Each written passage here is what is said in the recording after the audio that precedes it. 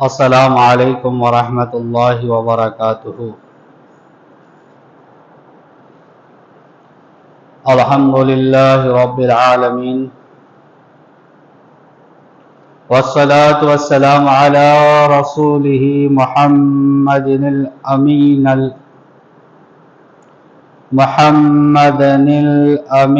وعلی آلہ وصحابہ اجمعین، اما بعد فاعوذ باللہ من الشیطان الرجیم، بسم اللہ الرحمن الرحیم۔ كذلك يطبع الله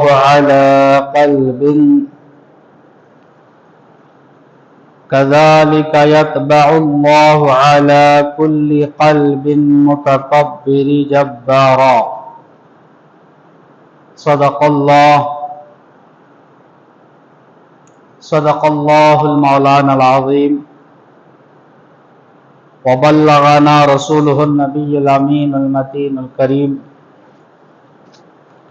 ونحن على ذلك لمن الشاہدین والشاکرین، والحمد للہ رب العالمین۔ بادۂ توحید کے متوالو، شمع رسالت کے پروانوں، اولیاء امت کے جانثاروں، غوثوں، خواجہ و رضا کے چاہنے والوں، آئیے سب سے پہلے ہم اور آپ مل کر اپنے آقا و مولا حضور تاجدار مدینہ،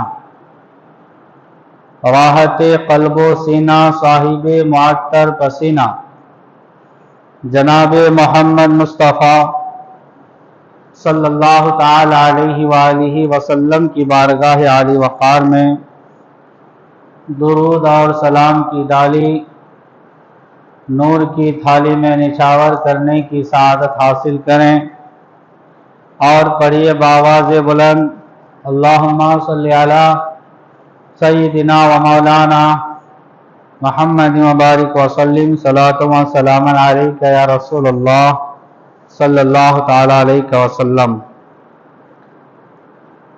حضرات، آج مجھے تکبر سے متعلق کچھ بیان کرنا ہے۔ خوب یاد رکھیے کہ تکبر بہت بری خصلت ہے۔ تکبر کا معنی ہے اپنے آپ کو بڑا جاننا، اور یہ بات صرف اللہ تعالیٰ ہی کے لیے سزاوار ہے، اور بزرگی و عظمت کا وہی حقدار ہے، اگرچہ اس نے اپنے مقبول بندوں کو بھی بزرگی و عظمت عطا فرمائی ہے، مگر ان مقبول بندوں نے ہمیشہ تواضع ہی اختیار فرمائی، اور تکبر کا ان میں شائبہ تک نہیں پایا جاتا۔ تکبر کا معنی جب یہ ہے کہ اپنے آپ کو بڑا جاننا، تو مخلوق میں وہ کون ہے جس سے کوئی دوسرا بڑا نہ ہو؟ اللہ تعالیٰ نے قرآن مجید میں ارشاد فرمایا، كَذَلِكَ يَطْبَعُ اللَّهُ عَلَى كُلِّ قَلْبٍ مُتَكَبِّرٍ جَبَّارٍ۔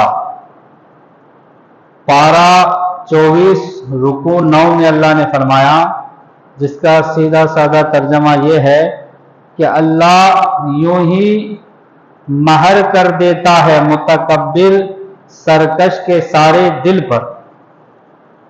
تو پیارے اسلامی بھائیوں، مخلوق میں وہ کون ہے جس سے کوئی دوسرا بڑا نہ ہو؟ اب دیکھیے، ایک سپاہی تکبر نہیں کر سکتا، سپاہی تکبر نہیں کر سکتا کہ اس سے بڑا حوالدار ہے، حوالدار بھی تکبر نہیں کر سکتا کہ اس سے بڑا اسسٹنٹ سب انسپیکٹر ہے۔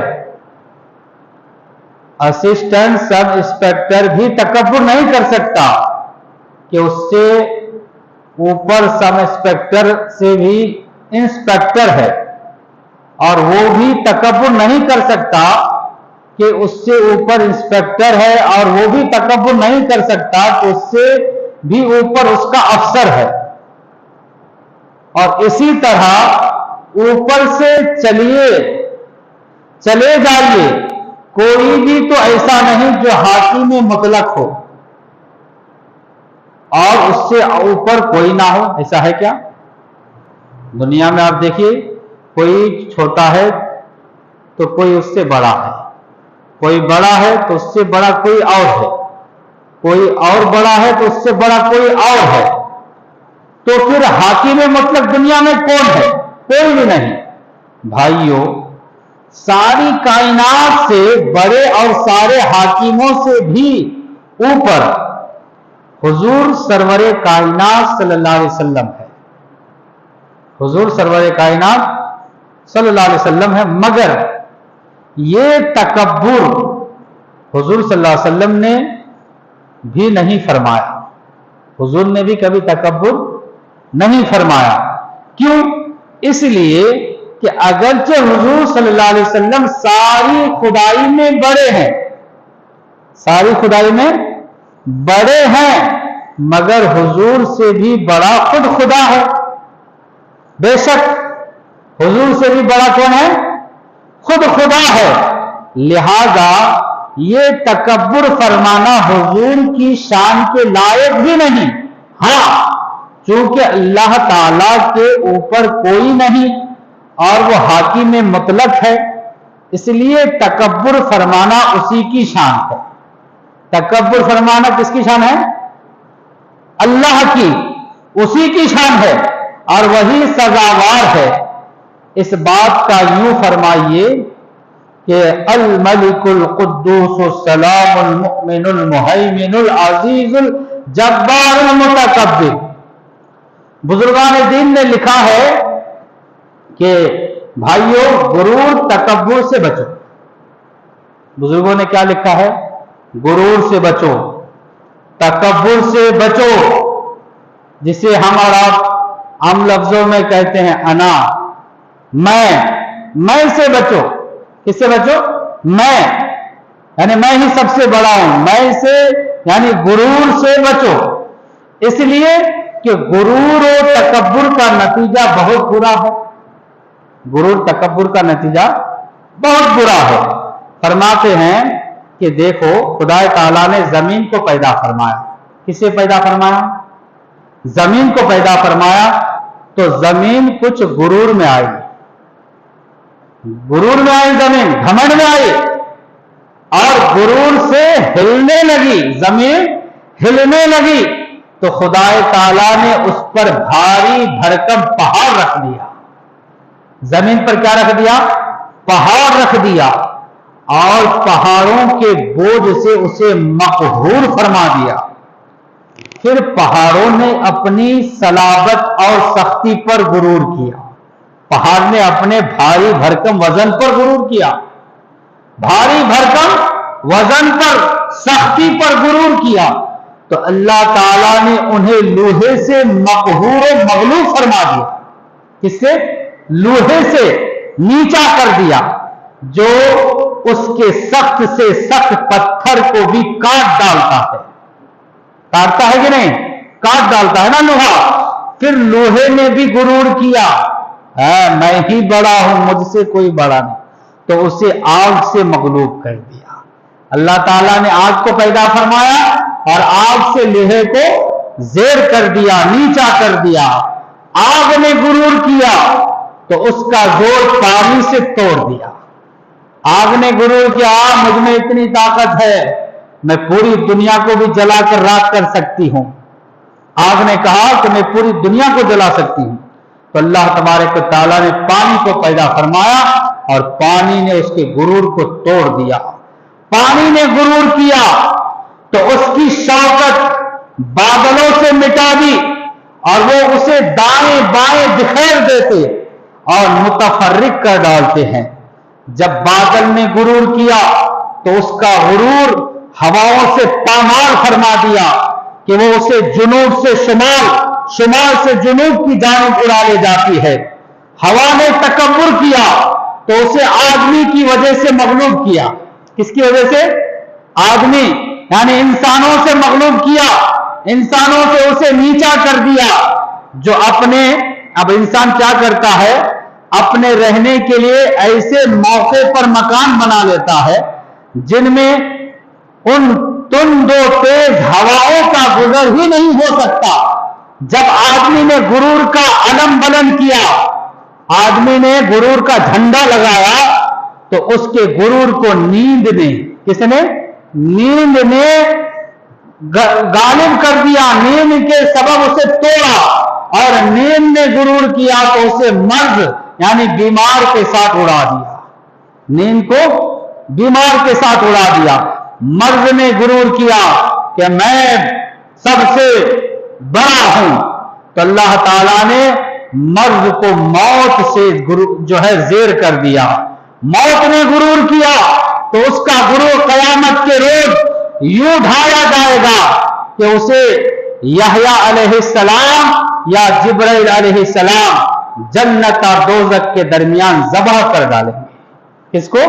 موت کو، موت کو ذبح کر ڈالیں گے۔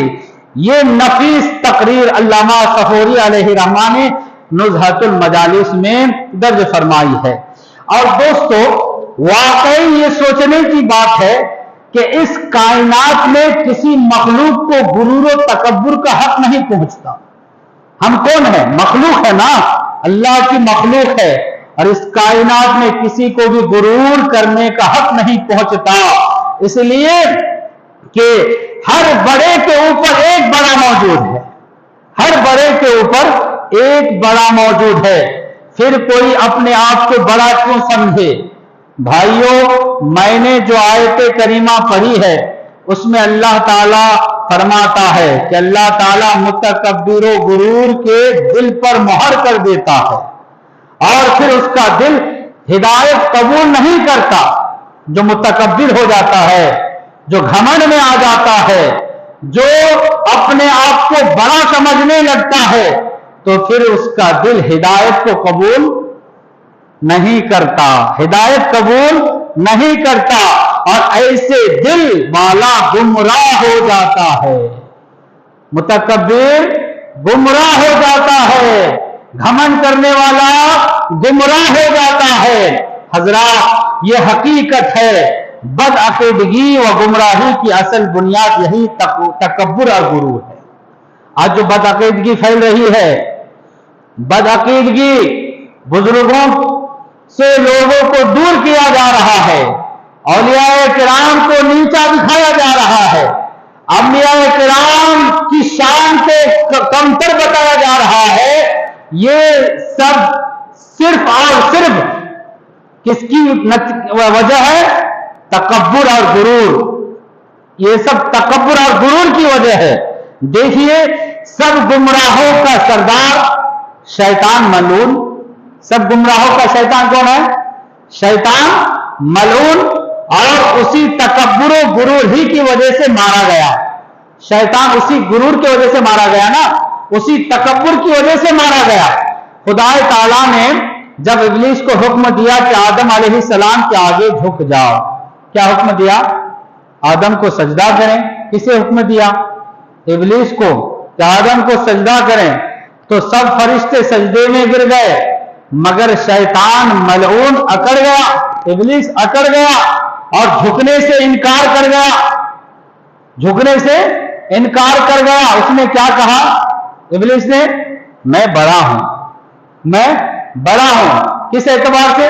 تو نے مجھے آگ سے بنایا اور آدم کو مٹی سے، تو میں بڑا۔ تو اس نے اکڑا، گھمنڈ کیا، تکبر کیا۔ چنانچہ خدا فرماتا ہے ابا واستکبر وکان من الکافرین، اس نے انکار کر دیا اور تکبر کیا اور کافر ہو گیا۔ خبیث نے یعنی ابلیس نے اپنے آپ کو بڑا سمجھا۔ بھائیوں، شیطان کی توہین کو ذرا دیکھنا، ملعون نے آدم علیہ السلام کو کبر و غرور کی وجہ سے سجدہ نہ کیا. کس کی وجہ سے؟ تکبر کی وجہ سے سجدہ نہ کیا اور بہانہ اس کا اپنی مذعونہ توحید بنایا اور کہا لا اسجد لغیر اللہ. کیا کہا ابلیس نے؟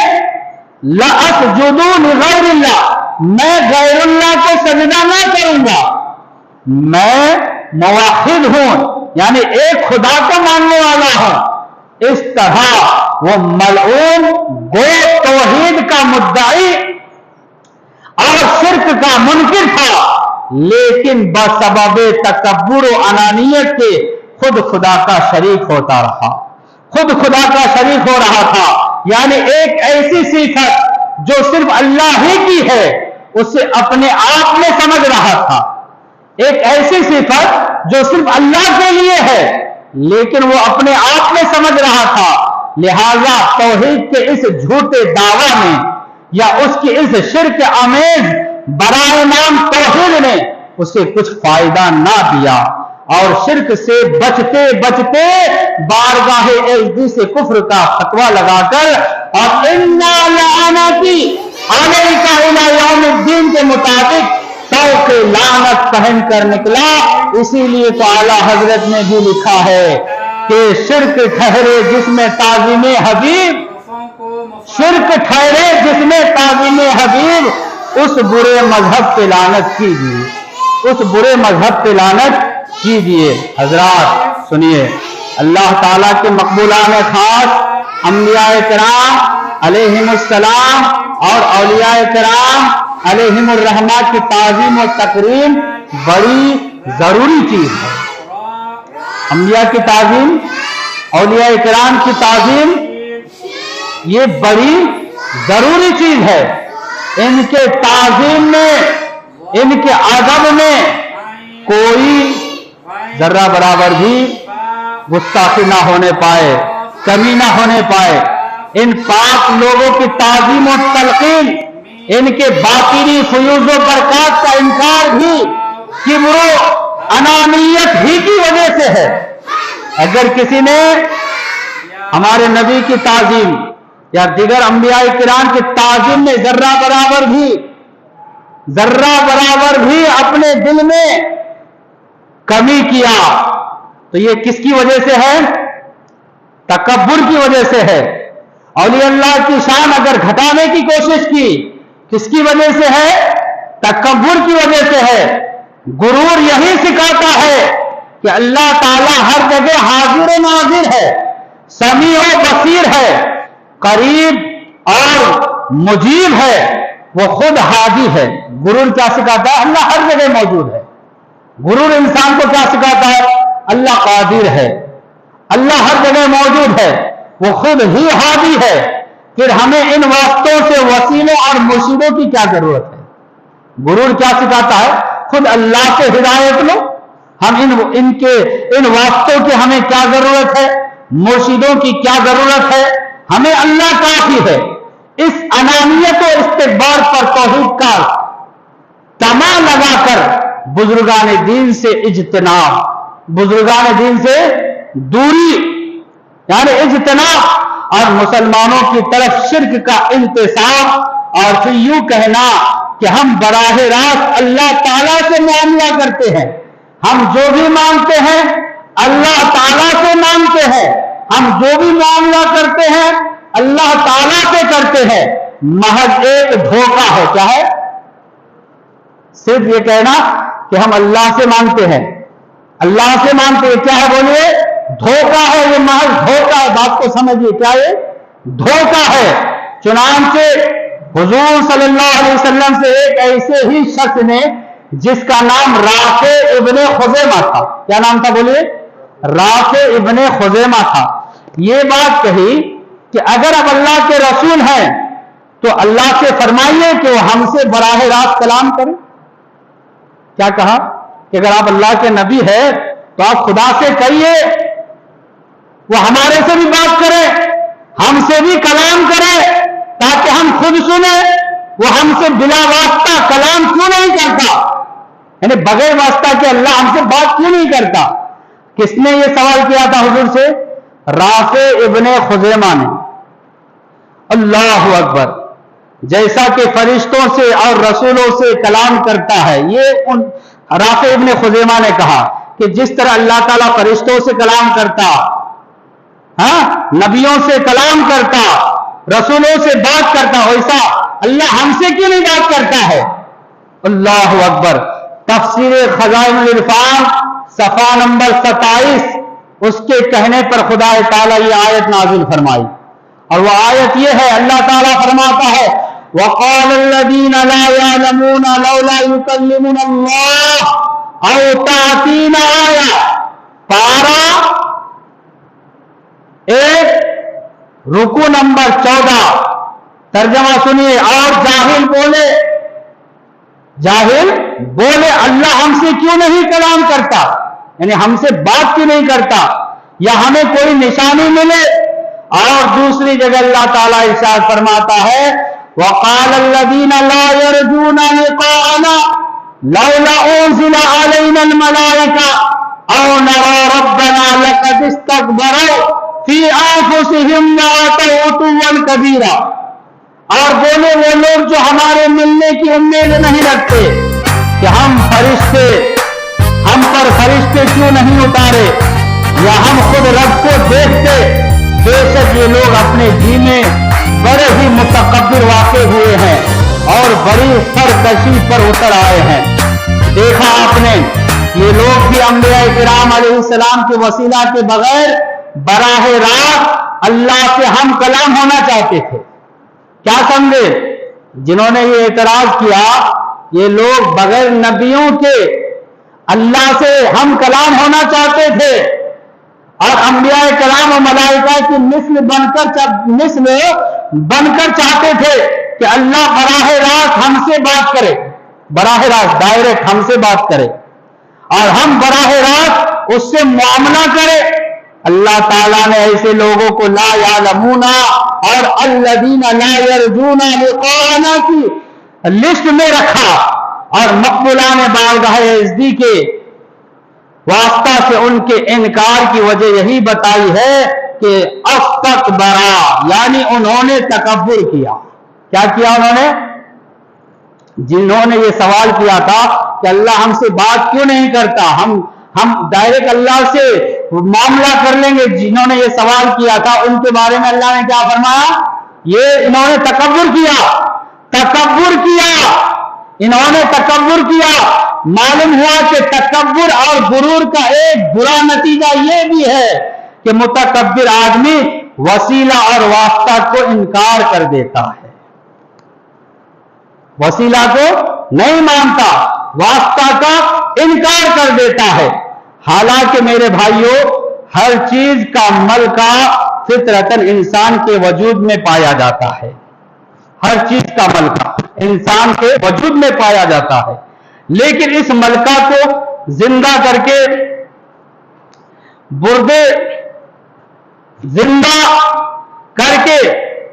بردے کار لانے کے لیے دوسرے کسی انسان کامل کی ضرورت ہوتی ہے.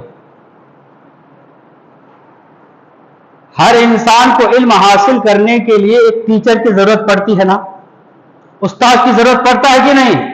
بغیر استاد کے کوئی علم حاصل کر سکتا ہے؟ نہیں کر سکتا نا. اسی لیے ایک انسان کو مکمل بننے کے لیے ایک دوسرے انسان کی ضرورت ہوتی ہے. مثلا دیکھیے, بولنے کا ملکہ اللہ تعالی نے ازل سے بچے کی سرشت میں رکھ دیا ہے. انسان جو بولتا ہے شروع سے ہی اللہ تعالیٰ نے ایک انسان میں رکھ دیا ہے, مگر اس ملکے سمجھتے ہیں نا, بولنے کی طاقت یہ انسان کے اندر پائی جاتی کہ نہیں؟ شروع سے ہی, پیدا ہونے سے ہی انسان میں موجود رہتی ہے. بچہ ہوتا ہے, بچہ پیدا ہوتے اس کے اندر بولنے کی طاقت ہوتی ہے کہ نہیں؟ بچے میں بولنے کی طاقت ہوتی ہے, ملکہ ہے بچے میں, مگر اس ملکے اور قابلیت کو ظہور میں لانے یعنی باہر کرنے اور اسے تربیت دینے کے لیے کس کی ضرورت پڑتی ہے؟ ماں کی ضرورت پڑتی ہے. کس کی ضرورت پڑتی ہے بولیے؟ ماں کی ضرورت. اشد ضرورت ہوتی ہے. کیوں؟ اور بچہ ماں کے واسطے ہی وہی زبان سیکھتا ہے جو زبان ماں کی ہوتی ہے. بالفرض اگر کوئی بچہ بغیر ماں کے پرورش پائے یا گونگی دائیا کے سپرد کر دی جائے، بچہ پیدا ہوا ایک گونگی دائی کے پاس لے جا کر رکھ دو اس بچے کو جو بولتی نہیں ہے، جو گونگی ہے، تو اب بتائیے وہ بچہ بول پائے گا؟ بول سکے گا؟ نہیں بول پائے گا. یا کسی گونگی دائیا کے سپرد کر دی جائے اور اس کے سامنے کوئی بولنے والا شخص نہ ہو تو وہ بچہ یقیناً گونگا رہ جائے گا. کیا رہ جائے گا؟ گونگا رہ جائے گا اور بولنے کا ملکہ کھو بیٹھے گا. حالانکہ اس میں بولنے کا ملکہ موجود تھا کہ نہیں؟ بچے میں بولنے کا ملکہ موجود تھا کہ نہیں؟ بولیے. بولنے کا ملکہ موجود تھا، لیکن بغیر مربی اور وسیلہ کے، بغیر وسیلہ کے ضائع ہو گیا، کیونکہ اس کو بولنے والا کوئی نہیں تھا، بلوانے والا کوئی نہیں تھا، تو وہ ضائع ہو گیا، وہ ملکہ ضائع ہو گیا. معلوم ہوا کہ قدرت و فطرت کے ملکہ و قابلیت کو جاری کرنے کے لیے جو قدرت اللہ تعالیٰ نے ایک انسان میں رکھ دی ہے، ایک بچے میں رکھ دی ہے، اس کو جاری کرنے کے لیے ایک دوسرے کامل انسان کی ضرورت ہوتی ہے کہ نہیں؟ ایک دوسرے کامل انسان کی ضرورت ہوتی ہے. اور اللہ تعالیٰ نے اپنی معرفت و عبادت کے نورانی ملکہ کی حضور صلی اللہ علیہ وسلم کی ذات بابرکات میں خود تربیت فرمائی. حضور کے ذات بابرکات میں ان ساری چیزوں کو خود تربیت فرمائی، اور پھر حضور صلی اللہ علیہ وسلم کو صحابہ کرام علیہم الرضوان کا مربی و استاد اور وسیلہ بنایا. صحابہ کو کس کا وسیلہ بنایا؟ حضور کا. صحابہ کا مربی کون؟ کس کو بنایا؟ اللہ نے. حضور کو. اور تبع تابعین اور بعد ازا جملہ کاملین عارفین مومنین مسلمین میں استادی، شاگردی، مریدی، پیری کا سلسلہ جاری ہوا. حضور کا مربی کون رہا؟ سکھانے والا. صحابہ کرام کا سکھانے والا کون رہا؟ حضور صلی اللہ علیہ وسلم خود رہے، خود مربی رہے. صحابہ کے بعد جو دوسرے لوگ آئے یعنی تبع تابعین، ان کو سکھانے والے کون رہے؟ صحابہ. اسی طریقے سے تبع تابعین کا بزرگان دین، اسی طریقے سے یہ سلسلہ چلتا رہا. استادی اور شاگردی اور مریدی پیری کا سلسلہ جاری ہوا، اور قیامت تک اس ظاہری باطنی فیضان اور عرفان کا سلسلہ جاری رہے گا. جو شخص اس قانون قدرت کے خلاف کرے گا پیری مریدی کو نہیں مانے گا، استاد کو نہیں مانے گا، اور انسانی وسیلے سے منہ موڑ کر براہ راست اللہ تعالیٰ سے تعلق قائم کرے گا. ہم سیدھا اللہ کو مانیں گے، براہ راست اللہ سے تعلق قائم کرنا چاہے گا، وہ یقیناً دولت عرفان سے محروم ہو جائے گا، عرفان کی دولت سے محروم ہو جائے گا. اس لیے کہ کوئی علم و فن دنیا میں بغیر استاد و معلم کے حاصل نہیں ہو سکتا. کوئی بھی فن سیکھنا ہو استاد کی ضرورت ہے، معلم کی ضرورت ہے، اور نہ ہی بغیر مرشد کے کوئی شخص اللہ تعالیٰ کی معرفت حاصل کر سکتا ہے. آج لوگ کہتے ہیں پیر و مرشد کی کیا ضرورت ہے؟ تو دوستو اور بزرگوں سمجھیے، اگر کوئی ایسا کہتا ہے وہ متکبر ہے. وہ کیا ہے؟ متکبر. وہ تکبر میں آ چکا ہے، اور جو تکبر میں آ جاتا ہے وہ گمراہ ہے. بولیے وہ کون ہے؟ وہ گمراہ ہے. میرے بھائیوں، آج کسی شخص کو ادنا سے عہدہ کی کرسی مل جائے، دنیاوی عہدہ کی کرسی مل جائے، تو وہ اتنا اکڑ جاتا ہے کہ پھر نیچے دیکھ ہی نہیں سکتا، نہیں دیکھتا ہے. مگر جو اللہ والے ہوتے ہیں وہ کسی حال میں بھی تواضع چھوڑ کر تکبر نہیں فرماتے. جو اللہ والے ہوتے ہیں نا، جو اللہ کے برگزیدہ بندے ہوتے ہیں، وہ کبھی بھی تواضع چھوڑ کر، تواضع انکساری چھوڑ کر تکبر کو نہیں اپناتے. حضرت سلیمان علیہ السلام کتنی بڑی سلطنت کے مالک تھے. سنے ہیں حضرت سلیمان علیہ السلام کے بارے میں, ان کی حکومت کے بارے میں سنے. اس سے پہلے کسی جمعہ میں نے بتایا حضرت سلیمان علیہ السلام کے بارے میں کہ ان کی حکومت کا کیا عالم تھا. دوستو, حضرت سلیمان علیہ السلام کتنی بڑی سلطنت کے مالک تھے. سبحان اللہ, اس قدر وسیع تر کہ جن و بشر, جن اور انسان, وحوش و طیور, چرندے اور پرندے پر بھی حکومت تھی آپ کی, جنوں پر بھی آپ کی حکومت, ہاں انسانوں پر بھی آپ کی حکومت, اڑنے والے پرندوں پر, چرندوں پر بھی آپ کی حکومت تھی. یہ حقیقت ہے, یہ حقیقت ہے کہ نہیں؟ بولیے, ہے نا؟ مانتے ہیں کہ نہیں اسے؟ بولیے. حضرت سلیمان علیہ السلام کی حکومت کو مانتے ہیں نا؟ اللہ نے آپ کو یہ طاقت دی تھی. یہ حقیقت ہے کہ اتنی بڑی سلطنت کسی دنیاوی بادشاہ نے خواب میں بھی نہ دیکھی ہوگی. اتنی بڑی حکومت اللہ نے آپ کو دی تھی کہ کسی دنیاوی بادشاہ نے خواب میں بھی نہ دیکھی ہوگی. باوجود اتنی عظیم, اتنے عظمت و جلالت کے کسی قسم کے تکبر کا وہاں نام تک نہ تھا. حضرت سلیمان علیہ السلام کے اندر تکبر تو دور کی بات, اس کا نام تک بھی نہ تھا. حضرت امام غزالی علیہ الرحمہ نے کیمائے سعادت صفحہ نمبر 400 پر ایک حدیث درج کی ہے جسے مثنوی شریف میں مولانا روم نے بھی لکھا ہے. فرماتے ہیں کہ ایک مرتبہ حضرت سلیمان علیہ السلام نے دیو, پری, چرند, آدمی سب کو حکم دیا. دیو کے بارے میں آپ نے سنا ہوگا, سنے کہ نہیں؟ دیو کے بارے میں, پری کے بارے میں تو سنا ہوگا, یہ بھی ایک اللہ کی مخلوق ہے. دیو بھی سب کو حکم دیا. کس نے؟ حضرت سلیمان علیہ السلام نے, کہ باہر نکلو. کیا کہا حضرت سلیمان علیہ السلام نے؟ باہر نکلو. اس لیے بزرگان دین فرماتے ہیں کہ کسی کے اوپر اگر خبیث جن کا اثر ہو تو اسے سلیمان علیہ السلام کی قسم کھلا کر بھیج دو, پھر دوبارہ اس کے جسم پر نہیں آئے گا, اس پر اثر نہیں ہوگا, کیونکہ آپ کی حکومت دیو پر بھی تھا, سب پر آپ کی حکومت تھی. تو جیسے ہی حضرت سلیمان علیہ السلام نے کہا دیو, پری, چرند, آدمی سب کو حکم دیا کہ باہر نکلو, تو 2 لاکھ جن, کتنے لاکھ؟ 2 لاکھ جن اور 2 لاکھ آدمی جمع ہوئے. 2 لاکھ جن اور 2 لاکھ آدمی جمع ہوئے. پھر آپ نے اپنے عظیم الشان تخت پر اپنا دربار لگایا, تخت پر دربار لگایا اور ہوا کو حکم دیا کہ تخت کو اڑا کر اوپر لے چلے. ہوا کو حکم دیا حضرت سلیمان علیہ السلام نے کہ تخت کو اڑا کر اوپر لے چلے. چنانچہ جو جیسے ہی آپ نے حکم دیا تو ہوا نے آپ کو لشکر سمیت اوپر اٹھا لیا. ہوا نے آپ کو آپ کے لشکر کے ساتھ اوپر اٹھا لیا اور آسمان کی طرف لے گئی.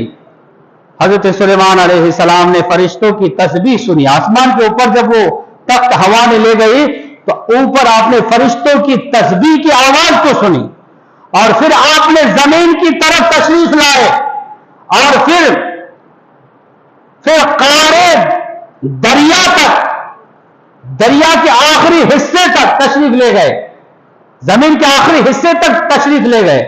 وہاں آپ نے ایک آواز سنی. وہ آواز اگر سلیمان علیہ السلام, وہ آواز یہ تھی کہ اگر سلیمان علیہ السلام کے دل میں ذرہ بھر بھی کبر و غرور پیدا ہوتا. کیا آواز سنی؟ کہ اگر سلیمان علیہ السلام کے دل میں ذرہ بھر بھی کبر و تکبر پیدا ہوتا, غرور پیدا ہوتا, گھمنڈ پیدا ہوتا, تو میں قبل اس کے کہ وہ اوپر آسمان کی طرف جاتے, یعنی ان کے آسمان کے جانے سے پہلے, ان کے آسمان کی طرف جانے سے پہلے انہیں زمین کے اندر پہنچا دیتا, اگر ذرہ برابر بھی ان کے دل میں تکبر آتا. اب بھائیو سنیے, अलैहिमुस्सलाम मासूम है? बोलिए मासूम है कि नहीं? अंबिया किराम मासूम है ना, गुनाहों से मासूम है। किब्र गुरूर वहां कहा, अंबिया के दिलों में किब्र कहा, तकब्बुर कहा, मगर हमारे समझाने को फरमाया गया ताकि कोई ओहदा मिल जाए, कोई ओहदा मिल जाए तो हमें ओहदा मिल जाने पर हम तकब्बुर और गुरूर में ना आ जाया करें। हमारे समझाने के लिए था कि दुनियावी अगर किसी ओहदा पर हम फाइज हो जाएं तो कभी भी हम तकब्बुर ना करें। अल्लाह अगर किसी अजमत से शर्फ फरमाए और भी तवाज़ु इख्तियार कीजिए और उसका शुक्र अदा कीजिए। अगर अल्लाह ने आपको अमीर बनाया है, मालदार बनाया है, आपको आलिम बनाया है, हाफिज कुरान बनाया है, अच्छे ओहदे पर आप फाइज है, अल्लाह ने आपको इस पर कायम किया है, तो आप गुरूर ना कीजिए, अल्लाह का शुक्र अदा कीजिए, अल्लाह का शुक्र अदा कीजिए। भाइयों, तकब्बुर की सिफत, तवाज़ु इख्तियार कीजिए और शुक्र अदा कीजिए, ना ये कि आकड़ना शुरू कर दिया जाए। अगर आपको नेमत मिले तो तकब्बुर ना करें, अल्लाह का शुक्र अदा कीजिए, अल्लाह का शुक्र अदा कीजिए। भाइयों, तकब्बुर जो है ना, ये अल्लाह की सिफत है। किसकी सिफत है? तकब्बुर ये अल्लाह की सिफत है, हमारे और आपकी सिफत नहीं है। ये तकब्बुर ये सिर्फ खास है अल्लाह ताला की और उसी को ज़ेब देती है। तकब्बुर ये अल्लाह की सिफत है और उसी को ज़ेब देती है। हमारे हुजूर सल्लल्लाहु अलैहि वसल्लम से कायनात में कौन बड़ा है? बोलिए, है कोई बड़ा दुनिया में? हुजूर से बढ़कर कोई दुनिया में है? नहीं। शबे मेराज आपने इतना उरूज पाया, इतना उरूज पाया कि बमकामे के रसीदी ना रसीद है कि नबी के मुताबिक आप वहां जा पहुंचे। शबे मेराज आप वहां जा पहुंचे जहां कोई नबी और रसूल भी ना पहुंचा। मगर इतनी बड़ी बुलंदी पा लेने पर जब अल्लाह ताला ने अपने महबूब से पूछा, बिमा उशर्रिफु का, इतनी बुलंदी पर पहुंचने के बाद अल्लाह ने हुजूर से पूछा, बिमा उशर्रिफु का, महबूब तुम्हें किस चीज से मुशर्रफ फरमाऊं, मैं किस चीज से तुम्हें इज्जत दूं? अल्लाह ने अपने नबी से पूछा कि महबूब बताओ, मैं तुम्हारी किस चीज से तुम्हें जो है मुशर्रफ करूं? अल्लाह अकबर। तो हुजूर ने क्या फरमाया, सुनिए, हुजूर का जुमला सुनिए। आज हमें थोड़ी सी पोजीशन मिल जाती है, थोड़ा ओहदा मिल जाता है तो हम छोटे को छोटा नहीं समझते, गरीब को गरीब नहीं समझते, उसकी इज्जत नहीं करते। ना जाने हम किस जिल्लत की निगाहों से उनको देखते हैं। जब अल्लाह ताला ने हुजूर से पूछा कि महबूब मैं तुम्हें किस तरह इज्जत बख्शूं, तो हुजूर फरमाते हैं, तो हुजूर ने अर्ज किया, शर्रिफनी बिल उबूदियती, इलाही मुझे उबूदियत के साथ मुशर्रफ फरमा। चुनांचे अल्लाह ताला ने फरमाया, सुबहानल्लज़ी असरा बिअब्दिही, यानी लफ्ज़ अब्द से आपको उस सैर का जिक्र फरमाया। आज अगर कोई शख्स डीसी के साथ बैठकर चाय पी ले, डीसी के साथ बैठकर चाय पीने का मौका मिल जाए तो वो किसी से बात करना अपनी जो है तौहीन समझने लगता है। मगर हजारों सलाम और करोड़ों दुरूद उस अजीम मर्तबत रसूल अरबी पर जो शबे मेराज अर्श आजम पर तशरीफ फरमा होकर अपने अल्लाह से हम कलाम हो आया, मगर फिर भी मिस्किनों, गरीबों और यतीमों को फरामोश नहीं फरमाया और हर वक्त तवाज़ु ही इख्तियार फरमाते रहे। अल्लाह तबारक व तआला हम सबको अपने प्यारे हबीब सल्लल्लाहु ताला अलैहि वालिहि वसल्लम के उस्वा-ए हसना को अपनाने, हुजूर की सुन्नत पर अमल करने की तौफीक रफीक अता फरमाए। व आखिर दावाना अनिल हम्दुलिल्लाहि रब्बिल आलमीन। अस्सलामु अलैकुम